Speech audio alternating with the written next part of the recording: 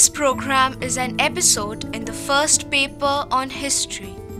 It deals with epigraphy, one of the major sources of ancient history.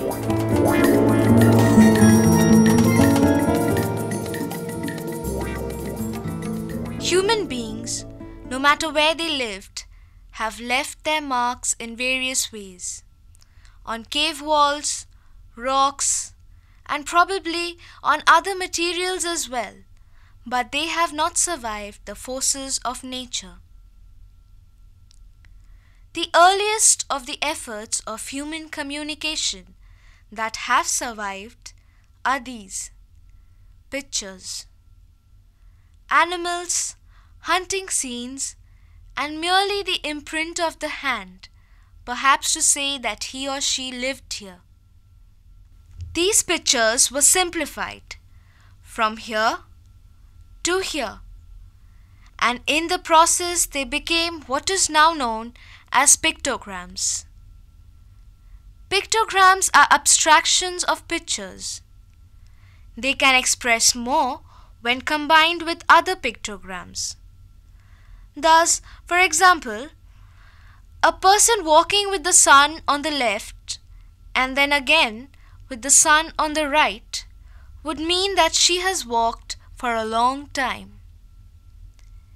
Instead of the sun, if we put the moon, it can mean that she walked day and night. Now that concept can be expressed like this and this. When pictograms are further simplified or made into abstract forms, they become what is known as cuneiforms. This was developed in the Sumerian culture about 3,400 years before Christ. In the Egyptian culture, we know them as hieroglyphics that combined pictures and symbols. Hieroglyphs were written on papyrus. These became more efficient tools of expression than pictures or pictographs.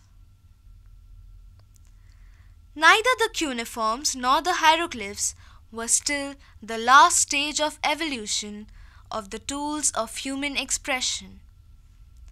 They had a basic problem. In the cuneiform, there were over 1,000 unique alphabets. This became difficult for anyone to master it easily. Later, it was filtered down to 400, but this again was a large number. A new subset was developed from the cuneiform, now known as the Old Persian. Ugaritic was another subset of cuneiform. Then came a plethora of alphabets.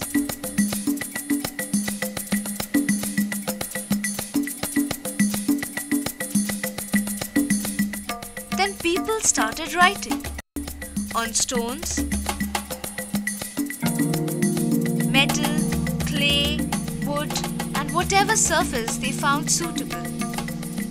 These are called epigrams.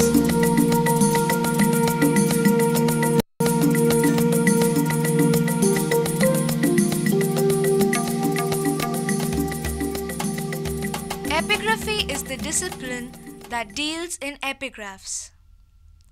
In this program, we shall deal with Indian epigraphy. Epigraphs or inscriptions denote any writing engraved on some object.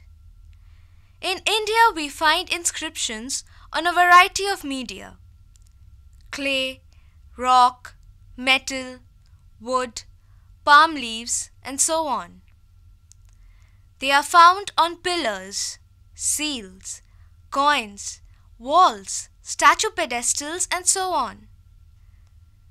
Depending on the media used, inscriptions are found all over India.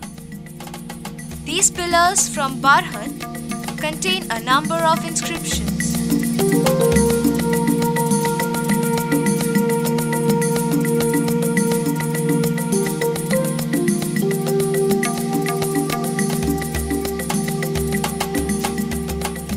In fact, one of the best known authorities in epigraphy, DC Sarkar had estimated that there would be around 90,000 inscriptions in various epigraphic sites in India.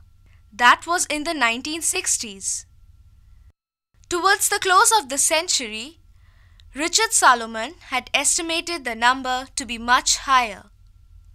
The study of epigraphy started with the establishment of this institution, the Asiatic Society of Bengal, in Kolkata in 1784. Now that we know about the definition and the whereabouts of epigraphy, let us look at the language. The scripts of ancient language are called paleographs, and there is a whole science of this study known as paleography.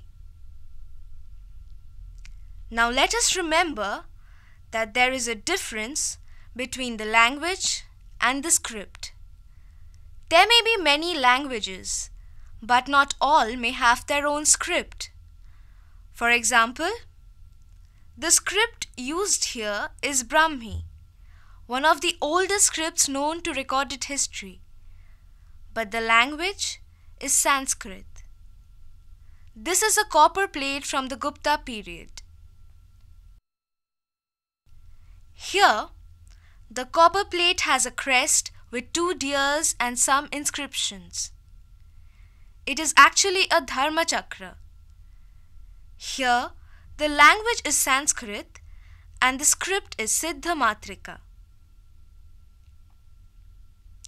This copper plate is of rather recent origin, around the middle of the 12th century CE. The language here is Sanskrit and the script is Gauri. This is a terracotta seal. There is the Dharma Chakra and some writing. This is from Nalanda and it goes back to the 9th century CE. The language here is Sanskrit and the script is Siddha Matrika. So in order to understand the inscription, one has to have a command over 2 elements, the script and the language, in this case Sanskrit and Siddha Matrika. James Prinsep was Assistant Assay Master of the Calcutta Mint and a close associate of Sir William Jones. Jones was responsible for the setting up of the Asiatic Society. Prinsep made the breakthrough in deciphering an Ashokan edict in 1837. The edict was written in Brahmi script. But decoding the script is one thing and understanding the content was quite another task. The word Devanampiya did not make sense in Sanskrit. It was a local modification.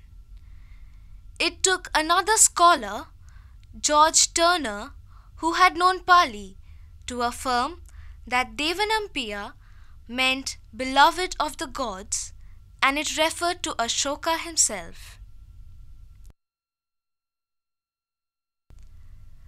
Brahmi script appeared in India by about the 5th-4th century BC. A close examination of the script reveals striking similarities between Brahmi and Semitic languages such as Aramic. It is well known that Aramic is written from right to left, and some scholars believe that Brahmi was also initially written in both directions, right to left and left to right. This is called Boustrophedon type of writing. They think that only at a late date, Brahmi came to be written exclusively from left to right.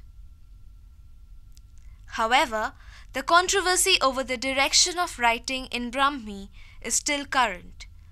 We have to wait for the final answer to come.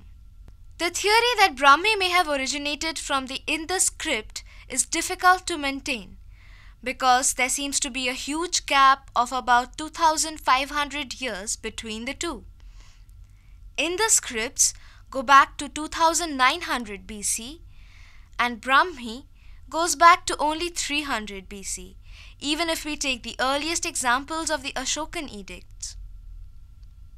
However, it is equally interesting to see that both Brahmi and the Harappan scripts share certain systemic qualities that are striking, as DC Sarkar and A.H. Thani have noted. The decipherment of Brahmi was followed almost immediately by the decipherment of another script, Kharoshthi. This time, James Prinsep and another scholar named C.L. Grotefend shared the credit equally, although they worked separately. Kharoshthi is written from right to left.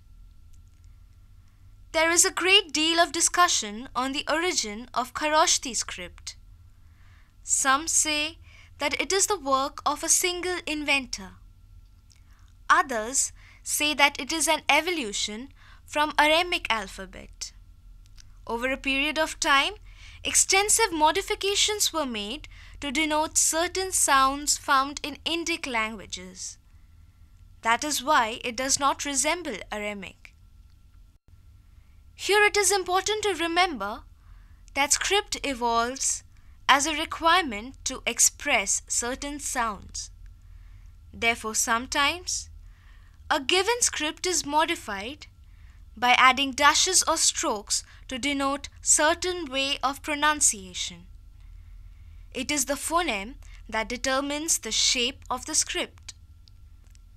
Kharoshthi probably was developed to suit the Gandhara society's way of speaking. A language that became almost the lingua franca of the Kushanas was the Gandhari. It was a modified, simplified Sanskrit written in Kharoshthi.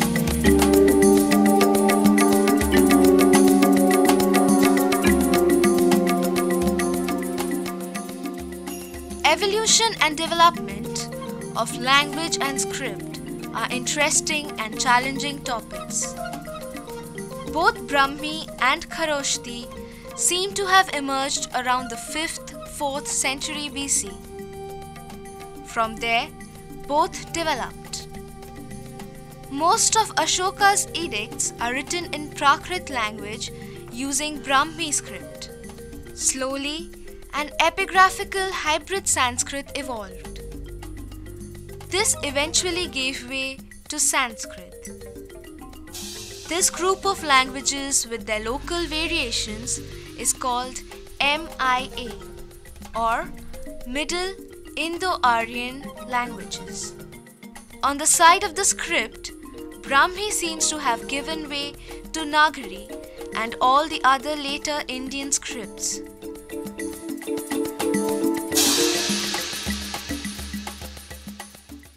So eventually, Prakrit written in Brahmi slowly gave way to Sanskrit written in Nagari and its other local variants. And Gandhari written in Kharoshthi seems to have died on its own after the 3rd century CE. Dr. Rajat Sanyal is a specialist in epigraphy, and he comes often to this Bharat gallery of the Indian Museum. The inscriptions on these pillars are his subject of interest. Dr. Sanyal explains the donation of coins to cover the monastery. This is one of the finest medallions in the Bharat cluster of sculptures. This medallion depicts a whole story represented within a single composition. It represents the story of a merchant called Anathapindaka who covered up a monastery called Jetavana with coins, and the entire medallion shows its different segments shows different parts of that story. Most importantly, this medallion is supported with 3 inscriptions. The principal inscription is on the lower border of the medallion. Then there are 2 other level inscriptions. The main purpose of this inscription is to describe the story depicted in the medallion. It reads the name of the monastery, the donor of it, and his action. Jetavana Anatha Pediko, that means Jetavana, the monastery, Anatha Pindaka, the merchant, Deiti, gave, Kuti Sangtha Tena Keti. That means the merchant Anathapindaka has covered up the entire area of the monastery with coins. Then the two other label inscriptions that are on the upper and left margin of the medallion, this reads Gadha Kuti, which is Sanskritized as Gandha Kuti. It is a segment of a monastery which has been translated as the perfumed hut. It is a part of the monastery, and this is a fragmentary inscription which has 5 letters, actually reads Kosaba Kuti. It is highly fragmented, but it can be reconstructed as Kosaba Kuti, which should be the hut of the Kaushambas. That is quite a feat. To cover the entire monastery compound with coins will take a lot of coins and wealth. But what is amazing is that the entire story is depicted in one medallion. There are the bullocks and the tilted cart. This perhaps is the donor who looks on, and these are the workers. This lady is perhaps the supplier of drinking water, and at the back there are the onlookers, a typical Indian scenario. Since the scene is so vivid and elaborate, not much explanation is needed, and hence the writing is so sparse. This is typical. Very often the communication is done in sculptures, and therefore not much explanation is needed. Now in this composition we have 2 inscriptions and 1 medallion. The upper inscription is of 2nd century BC, and it narrates the donation of a man who came from a certain place. It describes his native place and records his donation in the Bharhut cluster of sculptures. And in the second inscription, which is at least 100 years later than this upper one, if not more, it only describes the Buddha. Most interestingly, below it is the medallion that depicts the birth, the event of the birth of the Buddha, the dream of his mother, Mayadevi. Inscriptions can be broadly categorized as royal, prashasti or royal panegyrics, administrative, and personal. Royal edicts contain the statements of the ruling authorities. The most famous examples are the edicts of Ashoka. Prashasti or royal panegyrics contains praises of the king or an aristocrat for his valor, generosity, or dedication. Administrative edicts, called shasanas, record almost exclusively the transfer of landed property in the rural areas. These are usually engraved on copper plates and form the largest gamut of epigraphic documents of pre-Islamic India. Personal inscriptions can be a memorial epigraph done in memory of a local hero, or they can narrate an act of donation. Like most of the other inscribed pillars within the Bharut cluster, this pillar is also supported by a donative single line inscription in Brahmi letters and Prakrit language.